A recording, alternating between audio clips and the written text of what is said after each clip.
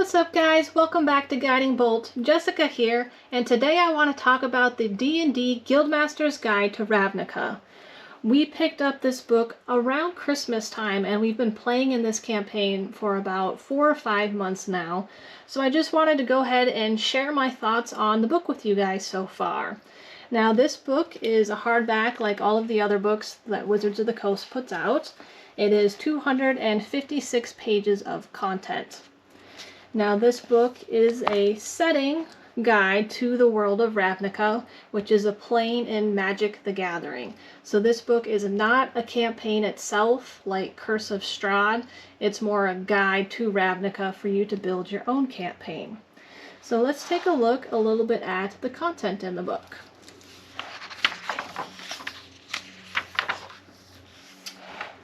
So just taking a quick look at the contents here.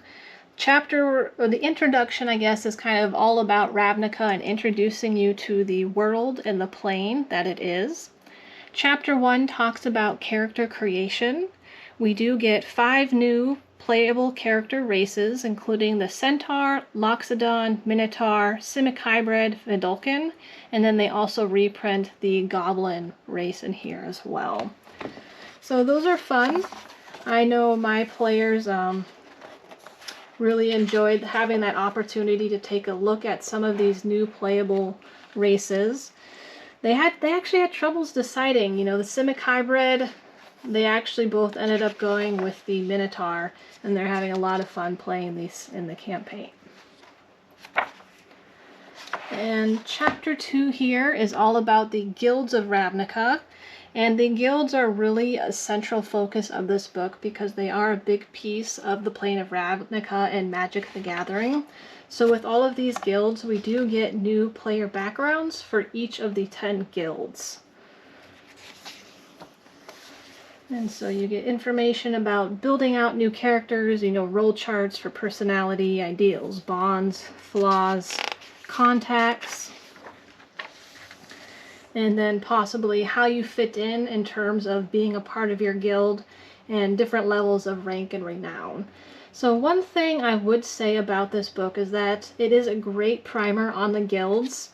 Like I said, that is really kind of a backbone of the plane of Ravnica, but I almost feel like the way they lay them out in the book is a little bit too prescriptive, and as a DM, you kind of have to create your own gray areas. So there's some great character suggestions, but I feel like the way they're kind of laid out in the book makes it feel like the characters are really high levels in their guilds and assumes that they're very involved. And so I feel like that's a little bit difficult or detrimental to adventurers who are just starting out. So I would recommend considering that your players are likely members of guilds, but they're probably lower level members who are just paying their dues and getting the most basic benefits of being a part of the guilds. And, this is things you can work up to as you progress through the campaign. So after that, we have Chapter 3, which talks about the 10th District, and that's a giant city within the plane of Ravnica that really the setting of this book focuses on, and it talks about all the different precinct locations, the different buildings and organizations that you might find in each of those areas. Chapter 4 talks about creating adventures, so this section is really strong for DMs, and it goes through kind of each of the guilds. And, it talks about locations, it has a few map ideas, talks about villains that might be appropriate for the various guilds. It gives you ideas about adventure hooks.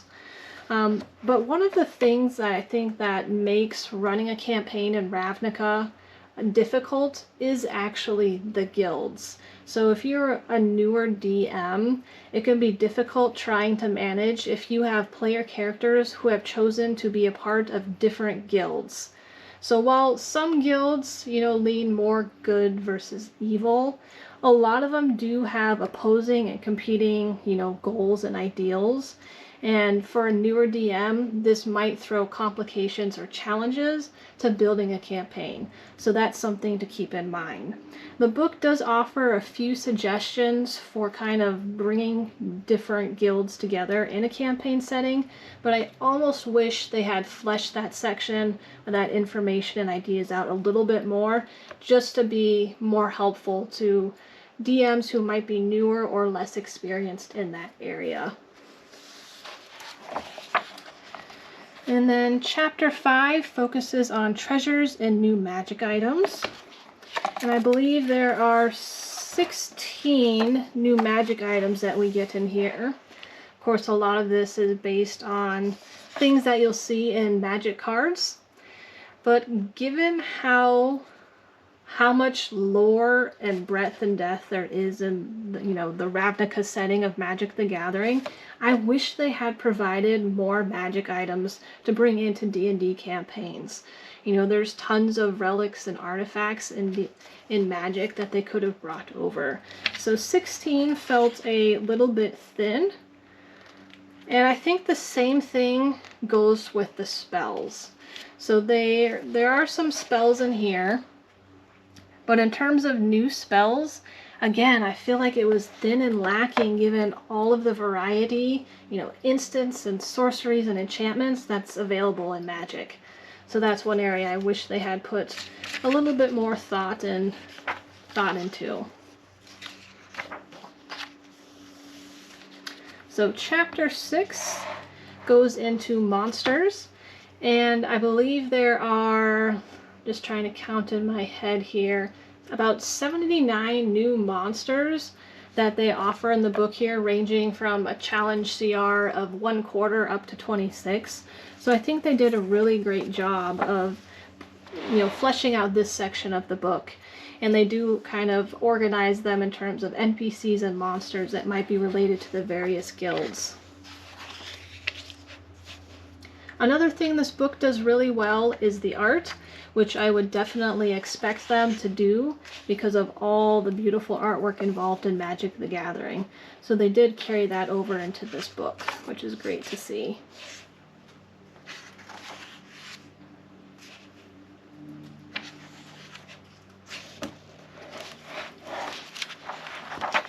And then just kind of the rest of the section here is all sidebar pieces of the book. So all in all, I would probably rate this book a 4 out of 5 stars.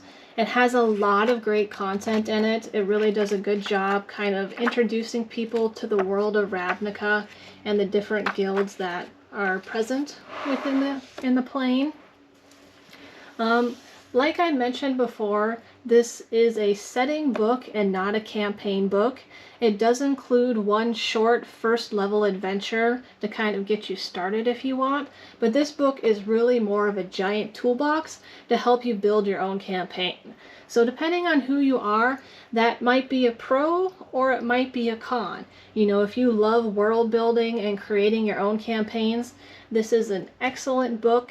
It has a lot of great pieces for you to work with.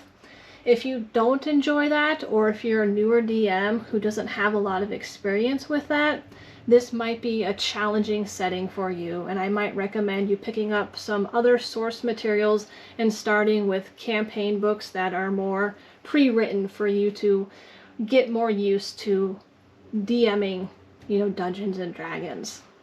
A question I could see popping up is, would you recommend this book if you are not into Magic the Gathering or if you don't currently play the card game? And I would say that if you love exploring new worlds, love new lore, then this is definitely a book you might want to look into. There is tons of lore in the Magic universe, but you don't necessarily have to know all of that lore in order to jump into this plane setting. It just leaves a lot for you to discover and, gives you freedom and creativity just like D&D does. That being said, if you are a Magic player and a D&D player, I don't see any reason why you wouldn't pick this book up. I think it's a fun crossover between D&D and Wizards of the Coast's Magic of the Gathering. And I think it's a lot of fun to play in here. And as a DM, if you need more source information, Like I said, there's tons of lore out there. Just do a search online. And another great place to kind of pick up tidbits that might be great, plot hooks for campaigns, is to check out the flavor text that is present on the Magic the Gathering cards from the Ravnica sets. There's lots of little snippets of information on those cards that might spark a lot of creativity. So that does it for my review and thoughts today. Like I said, 4 out of 5 stars. I would recommend this book. I did see on Amazon that a few people were having troubles with the print of the book. The ink being off or the pages being off. I don't know if I just got lucky or if they fixed the problem by the time I got my copy, but my book looks just fine. So if you guys have any questions about the book, about the setting, let me know down below in the comments. And we'll see you back here next Saturday. Bye guys.